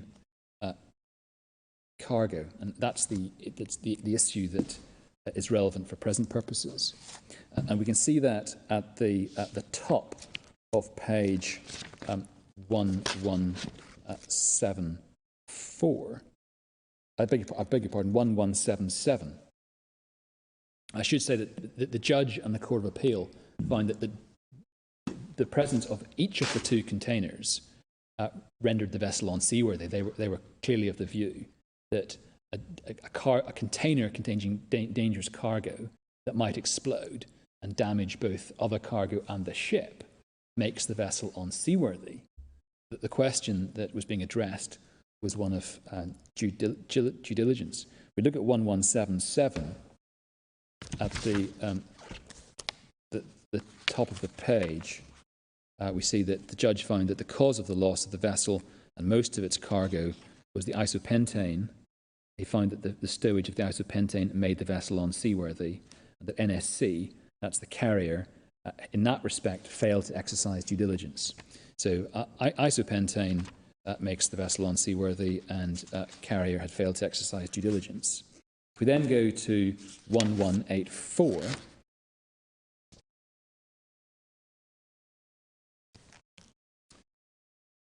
top left, the heading is NSC's non-delegable duty of care in respect of DSR's undeclared and dangerous cargo.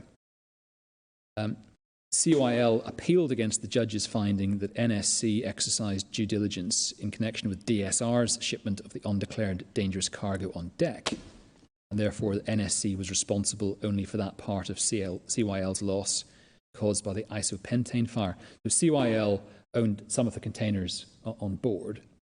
NSC is the carrier. DSR is the company that shipped the undeclared dangerous cargo on deck. The judge held that the counterclaim failed in relation to the damage and loss caused by the initial explosion and fire, because although the undeclared cargo on deck had made the vessel seaworthy, there was no suggestion that by the exercise of reasonable care and skill, they, that is the carrier, could have identified the dangerous cargo concerned. And then we see the scope of the argument that was being run. Mr. Milligan submitted, this is for COIL, submitted that the judge should have found that NSC had not exercised due diligence in relation to DSR's undeclared dangerous cargo, since it had a non-delegable duty to exercise such due diligence in all the stages of progress of the cargo to shipment. So, saying there's a non-delegable duty on the part of the carrier in relation to the cargo before it comes to the vessel to be shipped. He argued that it was not enough for NSC to show that it could not itself have reasonably known what was in the offending container. It had to establish that due diligence was exercised by all concerned in the manufacture, packing, transport and storage of the cargo before shipment. He said that the carrier was thus liable to the other cargo owners, even if not on notice of the undeclared and dangerous cargo, for the acts of DSR, the shipper, or of some other third party previously concerned with the cargo or the container and that it had a corresponding right of indemnity against DSR as contemplated by the Hague Rules. The sole authority relied on for what Lord Justice Auld describes as an ambitious proposition was the Muncaster Castle. Now, if we then look at the bottom right of that page,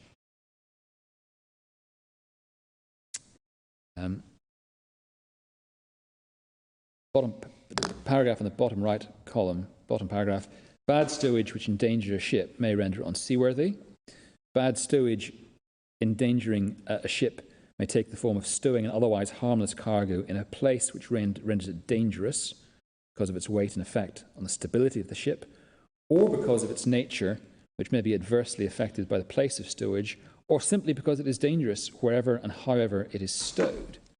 Unseaworthiness is a physical state. Now, just pausing there for a moment, a little care is required when he says unseaworthiness is a physical state. Obviously, we've seen on the authorities that it can extend to documentary defects. It can extend to competence of the crew, knowledge of the crew, competent disinclination on the part of the crew to do the job. And as in the Chiampa case, it can extend to a past trading history. So it's not physical in sort of a tangible sense. What he's saying is it's a state of affairs. And the state of affairs either renders the vessel seaworthy or not. Again, it's a binary decision. The shipper's knowledge, he says, the shipper's knowledge or ignorance of the characteristics of the cargo, which make it dangerous if stowed in the wrong place, cannot determine that state. So whether it's unseaworthy or seaworthy is looked at objectively and doesn't depend on the carrier's knowledge, but self-evidently is relevant to the exercise or question of whether due diligence has been exercised. Now, the conclusion then on seaworthiness is at the bottom of the left-hand column on 1185. So we see in the penultimate paragraph, the judge, on my reading of his judgment, clearly found it beyond argument that the vessel was unseaworthy because of the dangerous and undeclared cargo on deck. On the evidence before him and the authorities to which I've referred, I consider that he was right to do so. As I've said before, there is, on the authorities, this unresolved tension between the Apostolus and the Captain Sakharov. The Apostolus holding that dangerous cargo on fire in the hold, doesn't render the vessel unseaworthy because it's not part of the ship, drawing a distinction between the ship and the cargo. Captain Sakharov takes a very different approach. So there is that unresolved issue as to whether dangerous cargo can render a vessel unseaworthy or not. It's obviously not necessary in any sense for this court to decide that issue or even express an opinion on it. But if your lordships wished to do so, in my submission, the three relevant cases are the Aquacharm, where Lord Justice Shaw refers to the ship and the cargo as the unit, the Apostolus and the Captain Sakharov. And the Captain Sakharov approach is to be preferred because there's no principled reason for saying that if cargo renders the vessel and the unit unsafe and dangerous, that shouldn't be considered as unseaworthiness for the purposes of the rules. If the reasonably prudent owner knew that there was a dangerous container on board, he wouldn't allow the vessel to go to sea until the container was taken off. So was Apostolus not referred to? Apostolus is not referred to in the judgments, I think I'm right in saying. That's right. I don't think the Aquacharm is either. And I think I'm right in saying that the Aquacharm in that passage in Lord Justice Shaw's speech isn't referred to in the Apostolus. It's not the most satisfactory chain of cases.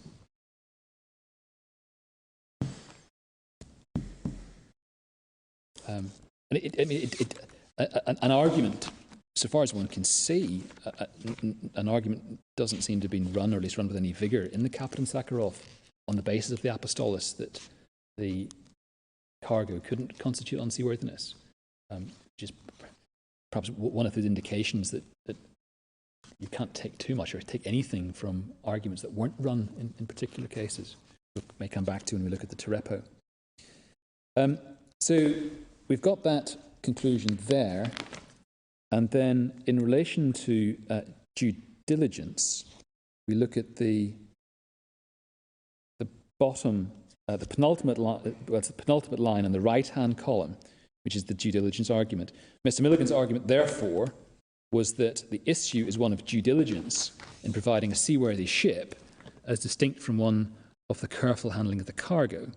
The carrier has an absolute duty rendering it responsible for the misconduct of the shippers and others over whom it has no control, and whether or not it is on notice of such misconduct.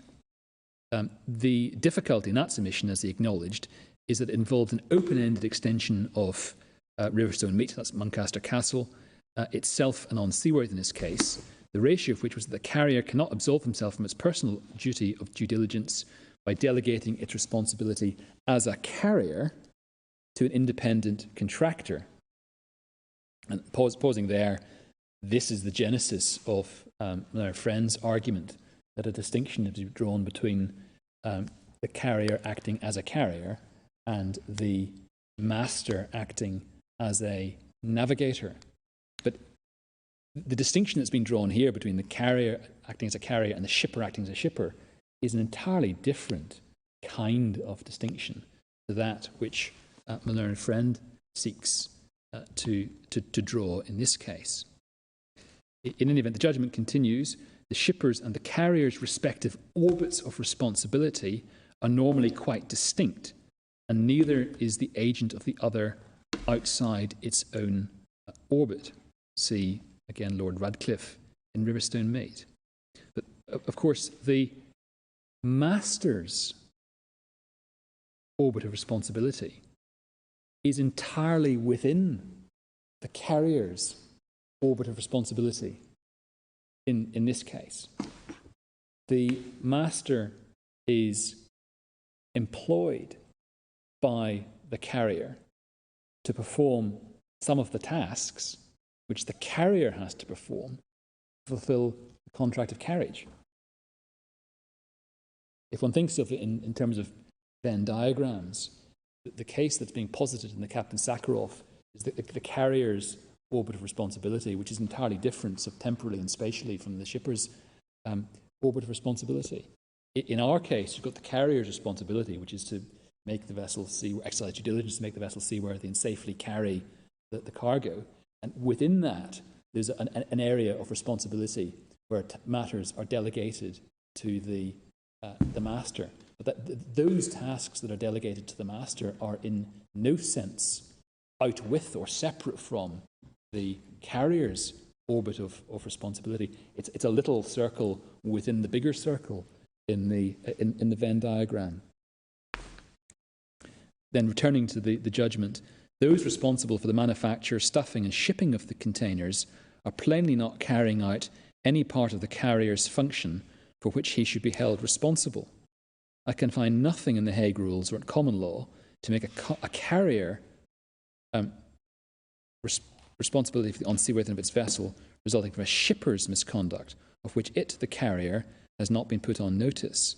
Nor can I see any reason in principle or logic why a carrier should be exposed to such an infinite liability in time, place, and people. Well, again, none of those considerations apply to the tasks that are delegated to the master, including the task of preparing the passage plan, because it is strictly limited in time, place, and in relation to the personnel involved. Indeed, it is the master who is employed by the carrier for the very purpose, inter alia, of preparing the passage plan, without which the voyage, the contractual service, cannot be performed.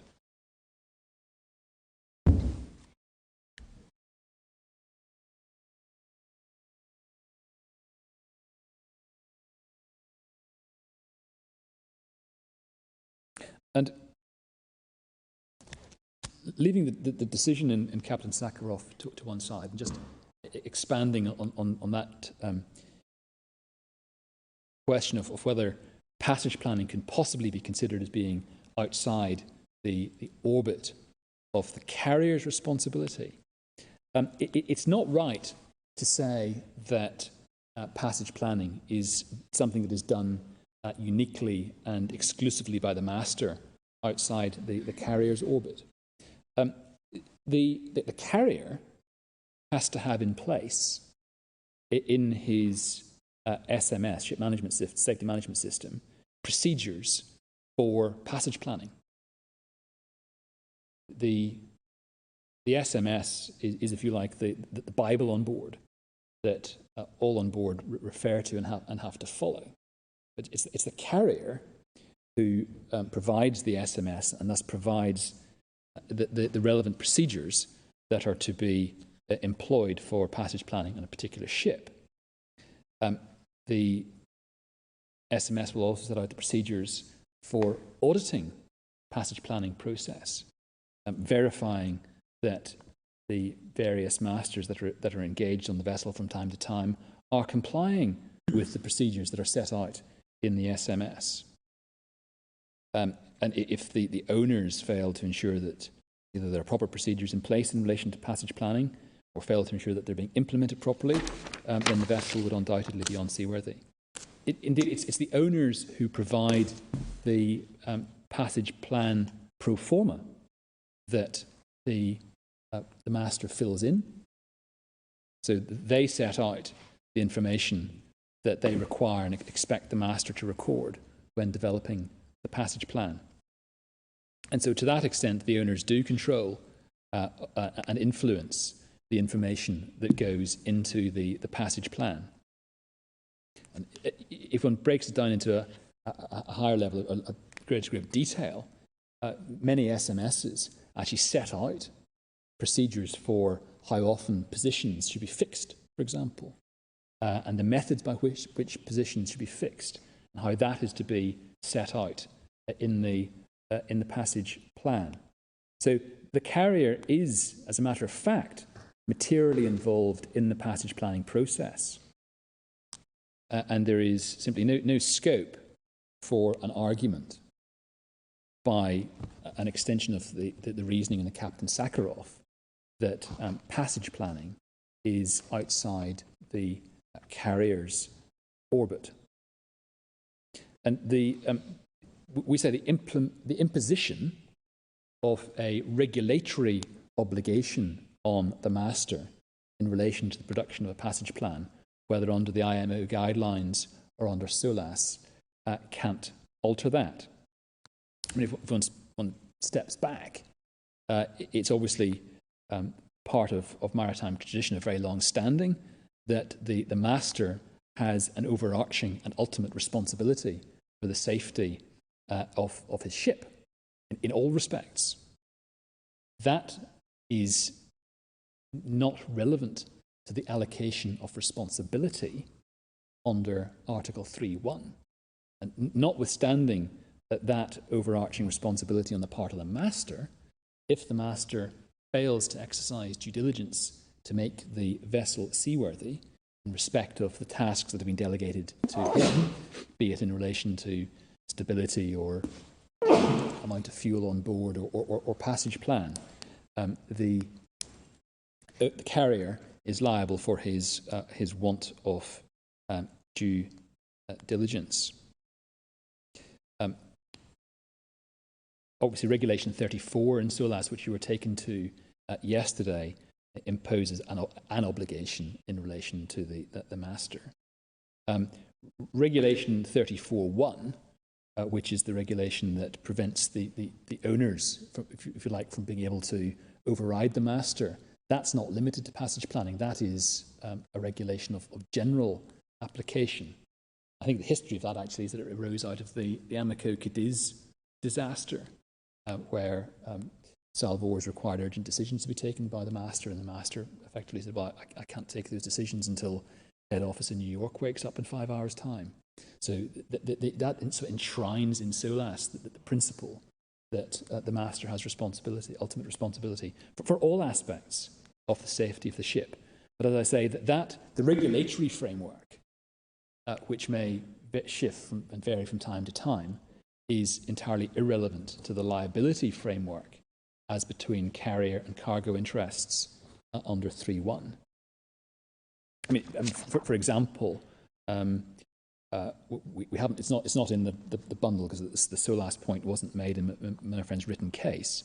But Chapter 2-1, Regulation 20 of SOLAS imposes an obligation on the master to determine the ship's trim and ensure that stability criteria are met.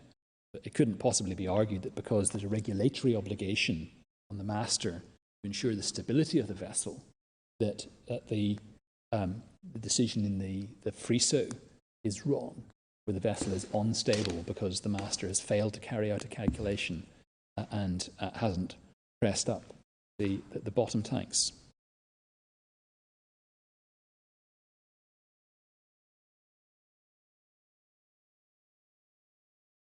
It might be worth just in this context looking very briefly at the decision in the FJ2, because I've referred to it a number of times, and it's a Court of Appeal decision.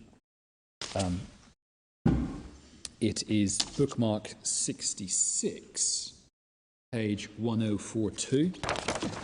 So that's bookmark 66, page 1042.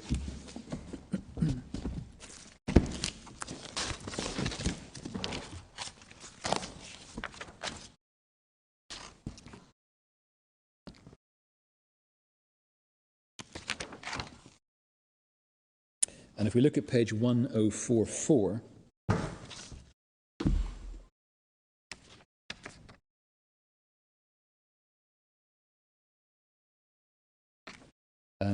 at the foot of 1044, Lord Denning says, first point is whether the ship was in fact seaworthy when she left Portland in Oregon en route for Yokohama.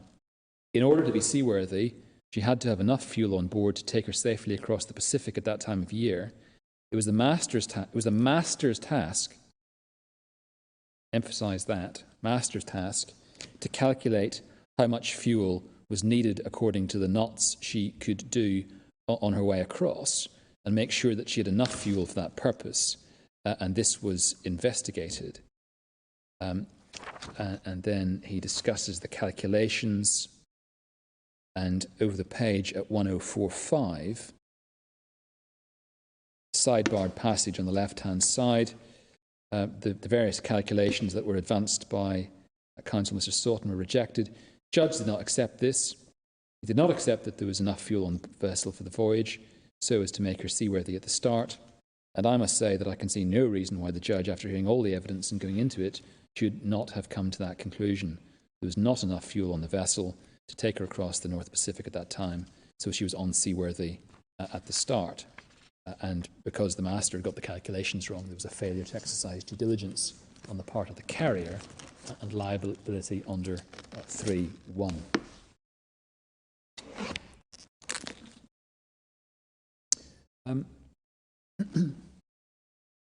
Lord, the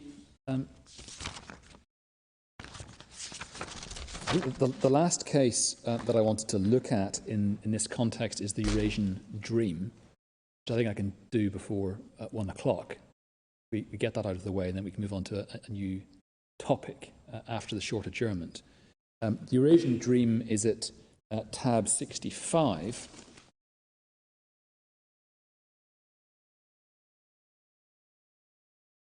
Page 1016.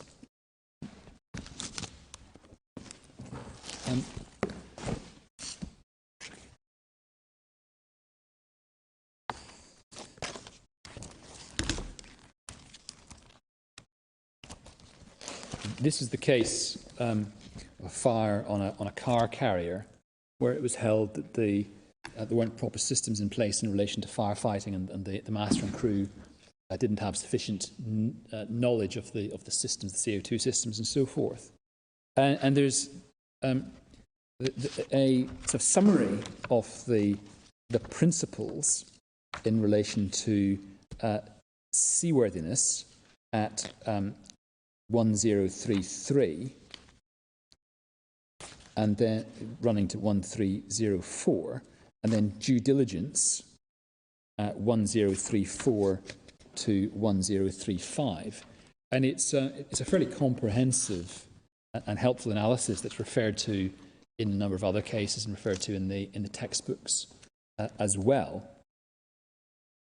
The reason why I come to this is because my learned friend took you to a short passage at the foot of 1035, which is dealing with incompetence of the crew and what the prudent owner has to do to exercise due diligence in relation to crew incompetence or inefficiency. And then he extrapolated from this a number of propositions. He said that, having taken you very briefly to the paragraph at 2, on the bottom of the left-hand column, he said that the Eurasian Dream approach shows that there are some matters outside the carrier's orbit of responsibility. It must mention, if you look at the passage as a whole, there's simply nothing there to support that proposition. To give an example, he said, as long as you've given the master the handbook for the radar because there's been a software update and told him to read it, that is sufficient. You are not liable as a carrier if the master simply fails to carry out the instructions and doesn't read the handbook and therefore has a lack of knowledge. There's no support for that. It's at page 137 of yesterday's transcript, if the court is getting a copy of the transcript. There's no support for that in this case. The passage is dealing with incompetence or inefficiency. And it says nothing to the case where the master or the chief engineer or whoever it may be fails to exercise due diligence in the work that needs to be done by failing to read materials that he has been supplied with. The proposition is just inconsistent with a number of the decided cases. If we look at we don't need it turned up, I'll explain the facts. The Antigone, which is at tab 54, page 863. Well, maybe it's worth just looking at the head note. It's at page 864 in the bundle.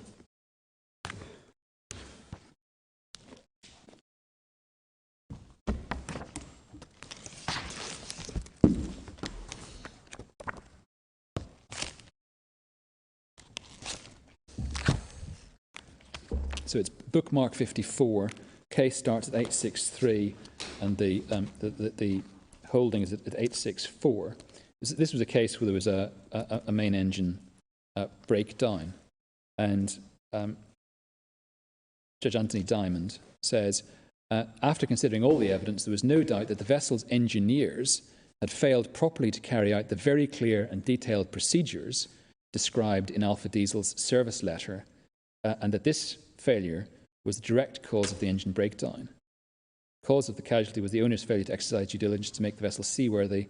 Both the salvage expenditure and cargo interests and general average expenditure incurred by the owners were caused by an actionable breach of the relevant contracts. So there you have a case where the engineers who are delegated to do the work fail to implement the documents they've been provided with. That failure constitutes a want of due diligence on the part of the carrier. So the proposition that was being extrapolated from the Eurasian Dream is simply wrong. And my friend then went on to say that it's singularly and exclusively for the master to ensure that he is not drunk or fatigued. And that's also something that's outside the carrier's orbit. Now, the submission was made specifically in relation to the master policing himself. It's certainly likely to be the case. I mean, these things all depend on the facts. But it's likely to be the case that the carrier does delegate to the master responsibility for ensuring the sobriety and proper rest of the rest of the crew. The case of the master himself may be more tricky. And it's certainly not the case that it cannot be said that the owners are not responsible for a failure on the part of the master to police his own sobriety or rest. Because the SMS will set out a procedure, may well set out a procedure for the master to record his hours of work and rest, and will tell him what to do when those hours are exceeded. And if he becomes fatigued because he has failed to follow the SMS, it would be perfectly arguable, at the very least, that the task of ensuring that the master himself complied with those provisions was delegated to the master, because there's nobody else on board to delegate it to. So, first of all, there's no support for the proposition that was extrapolated from Eurasian Dream in the Eurasian Dream itself, and we certainly don't accept it as a self-evident proposition. So those are the cases that establish that the principles that we rely on and support our propositions document. As I say, in the case of Maxine and Muncaster Castle in particular, really those two cases themselves they cover the ground that needs to be covered. They're of the highest authority, and we say are unimpeachable. There's no suggestion that they're wrong. An approach to this appeal, given where we are, would be to have come in and said Maxine was actually a wrong turn in English law, but that's not the approach that's being taken. It's accepted that they are right. And the application of those principles leads to the conclusion that both Miss Justice Tier and the Court of Appeal were right. I'm going to move on to a different topic, so that's a convenient point to break. Very well. But before we break, may I inquire what the intention of the court is in relation to timing, given that we lost some time this morning? Should we simply tailor ourselves to a 4 o'clock finish, or is the court... Yes, you should. Grateful. That's very clear. Meanwhile, we'll adjourn now and resume at 2 o'clock.